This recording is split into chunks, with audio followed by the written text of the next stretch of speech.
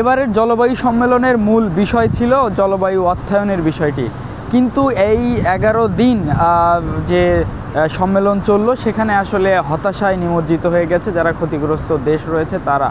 এই এক সপ্তাহে যে সকল নেগোসিয়েশন করেছে তারা কিন্তু সেই সিদ্ধান্তে পৌঁছাতে পারেনি যে কত টাকা দিবে, কিভাবে দিবে।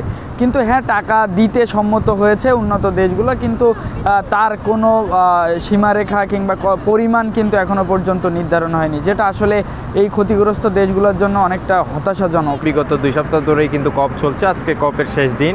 আমরা দেখেছি হচ্ছে গত 11 দিন যাবৎ কিন্তু নেগোসিয়েটররা কিন্তু নেগোসিয়েশন করেই গিয়েছে, কিন্তু আলটিমেটলি এখনও পর্যন্ত আমরা তেমন কোনো আশ্বাস পাইনি। যে কারণ এইবার তো কপ ছিল হচ্ছে বেসিক্যালি ক্লাইমেট ফাইন্যান্স নিয়ে। আমরা ফাইন্যান্সিংয়ের দিকটা আমরা মনে করেছিলাম কোনো আশার বাণী বা কোনো ধরনের আশার বাণী পাবো, কারণ আমরা যারা হচ্ছে ভালনারেবল কান্ট্রিজগুলো আছে, এলডিসি কান্ট্রিগুলো আছে, তারা কিন্তু আমরা জানি যে এই ক্লাইমেট ফাইন্যান্সে যেহেতু আমরা কথা বলছি, এই কপ থেকে কিছু পাওয়ার আশাবাদ করছিলাম, কিন্তু এখনও পর্যন্ত তেমন কোনো আশ্বাস পাওয়া যায়নি। আর আমি এবার বাংলাদেশের একেবারে জলবায়ু অভিঘাতে ক্ষতিগ্রস্ত সাতক্ষীরা থেকে এই জলবায়ু সম্মেলনে যোগ দিয়েছি, এবং আমরা ইয়তরা অ্যাজ এ প্রেশার গ্রুপ হিসাবে কাজ করছি এই জলবায়ু সম্মেলনে। বিভিন্ন ডেমনস্ট্রেশন, বিভিন্ন সাইড ইভেন্টে অংশগ্রহণ সহ শ্যাডো নেগোসিয়েটারের হিসাবে আমরা কিন্তু কাজ করছি এই জলবায়ু সম্মেলনে।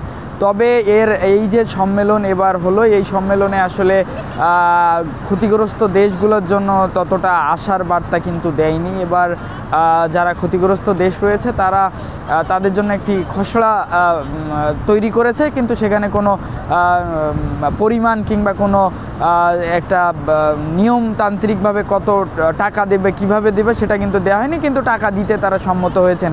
এবং এই যে দিতে সম্মত হয়েছেন এবং সেই টাকা প্রাপ্তি অনেক দূরে আমরা দেখছি, ফার বিভাজন কিন্তু আমরা দেখতে পাচ্ছি।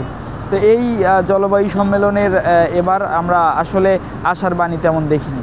আজকে যেহেতু শেষ দিন, যারা হচ্ছে ডেমনস্ট্রেশন, যারা ক্যাম্পেইনার, ক্লাইমেট ক্যাম্পেইনার আছে, আমরা নিজেরাও কিন্তু বিভিন্ন ধরনের আন্দোলনে এইখানে কিন্তু যুক্ত হয়েছিলাম, এবং সাইড ইভেন্টগুলোতে কিন্তু আমরা যুক্ত হয়েছিলাম।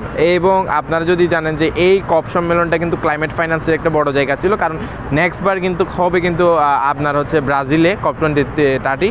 সো ওই জায়গা থেকে যদি এই কপের আমাদের যে থিম বা যে মূল বিষয়টা যদি এখানেই যদি আমরা ক্লোজ করতে পারতাম, এটা আমাদের জন্য খুব সুখকর হতো বলতে আমি আশা করছি।